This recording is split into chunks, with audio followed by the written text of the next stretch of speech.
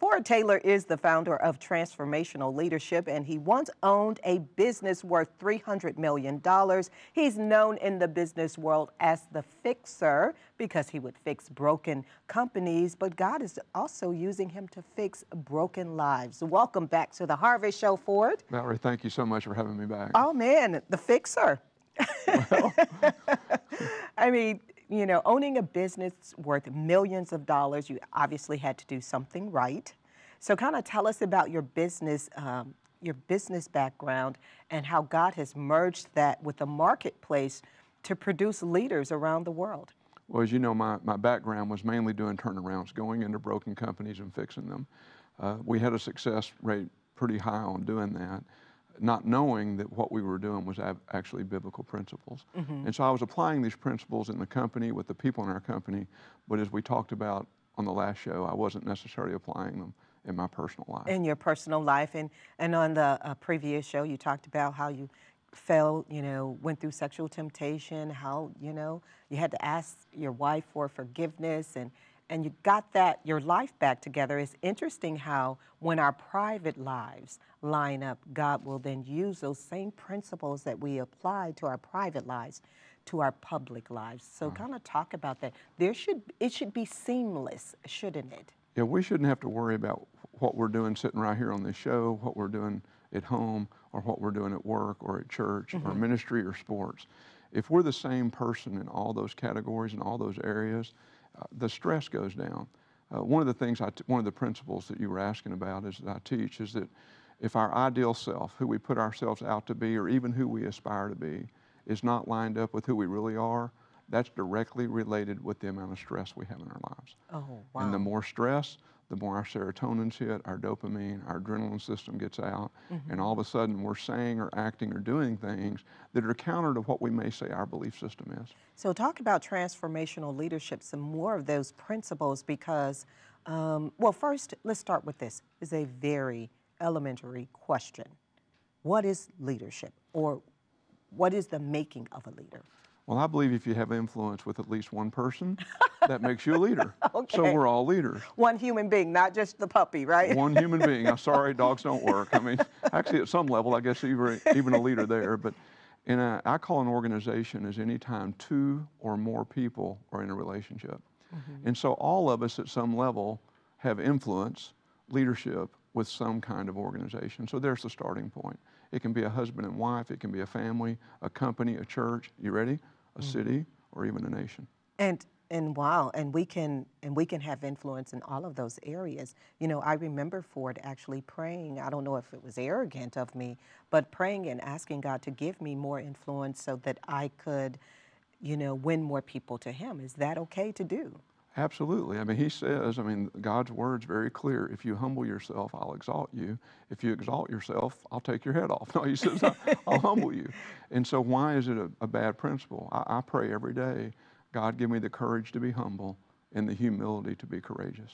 And talk about it not just in corporate America, but say a father, at home. He's a leader, but he's not a leader just because he says it 10 times.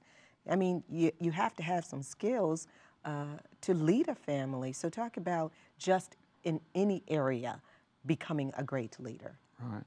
Well, Valerie, can I answer another question that'll lead into that? Yes. Is that okay? Sure. I believe we have a leadership crisis in our country.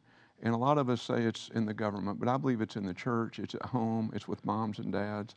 And I believe the foundation of that crisis is we've come to believe or be more concerned about what people think of us that follow us than we do care about them. And I think that even goes to mom and dad. So for example, a dad, to answer your question, if he's not transparent with his children, can you imagine what it was like for me to share with my children what I had done and I almost destroyed our family? Wow. Because I don't want them to get to that place in their life where maybe they have that temptation later when they're married. I want them to know they have someone they can talk to. I'm going to want their husbands to know, if you ever come up against that temptation, just don't go there. It's painful. Call me. Well, I'll help you work through it.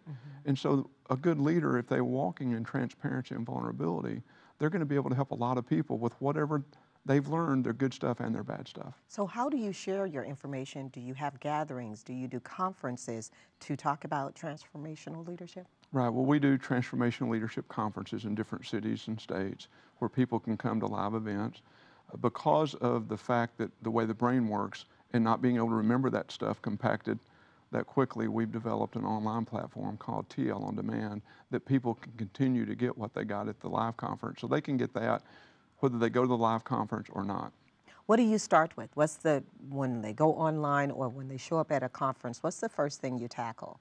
Well, the first thing we tackle is the 4 levels of change, because transformation comes from the Greek word metamorpho, which is change from something to something else. Now, I already told you one of my stories where I changed from a man who, in faith, who went to church a lot and changed the wrong direction.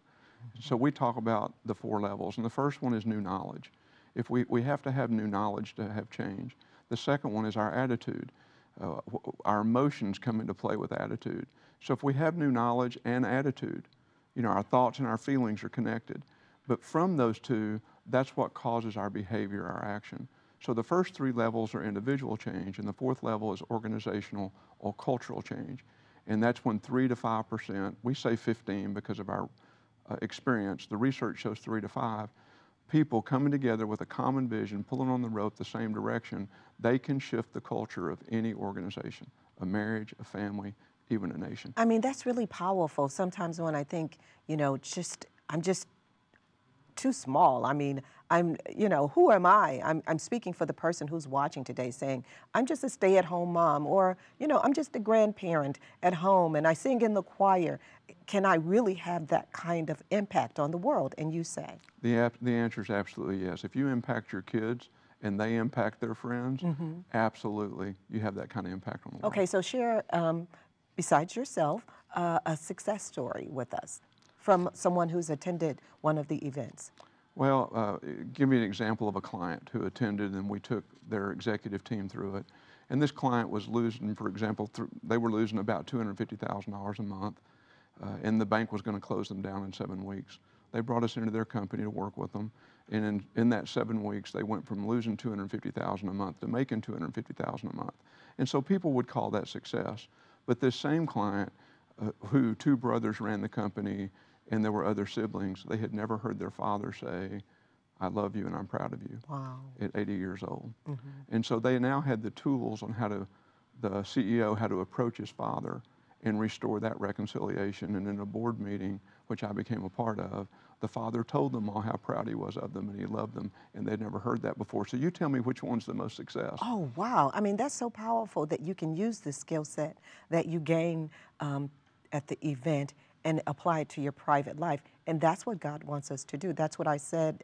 That's what I meant by that our lives should be seamless. Right. What about transformational leadership in the Bible? Who's a character in the Bible? Well, Paul's a good example. Oh, I mean, perfect. One right. who actually was a Christian killer and, became a person who wrote a lot of the Bible. David's a good one, a man who chased after God's own heart, yet he still struggled with sexual temptation. There are all kinds. Almost every world changer in the Bible, if you'll notice, is actually a business type person, and they've had a personal transformation with God. What would you say to a person who's struggling, who's probably had sexual temptation or some other issue, and that person just feels so down and feel like they're worthless, and they don't know how to pick themselves up? What do you say? Well, I would say to them to do what I had to do. Okay, just look in your camera and tell them. Okay. I would say to you, there is hope. Right now, you probably believe that there's nothing you can do to come out of this. But the key is you got to tell somebody. You got to share with somebody what you're doing with, what you're dealing with. Share with somebody if you know somebody who's dealt with that, because there is hope. Because God is bigger than any thought that you may have around yourself. I believed that there's no way that I could ever have influence, even after I knew this material was in the Bible, because I thought, who would listen to me after what I've done? Being sexually abused at 6 years old, cheating on my wife, all those things that made me believe I was a different person than who Jesus said I am. But there's hope. There's a way to pull out of whatever you're in right now, and hopefully you'll be able to do that too. Amen. Thank you so much for some great insight. To connect with Ford Taylor, go to TL On Demand. That stands for Transformational Leadership on demand.com, or you know the drill, go to harvest-tv.com for more on transformational leadership. Harvest continues in just a moment.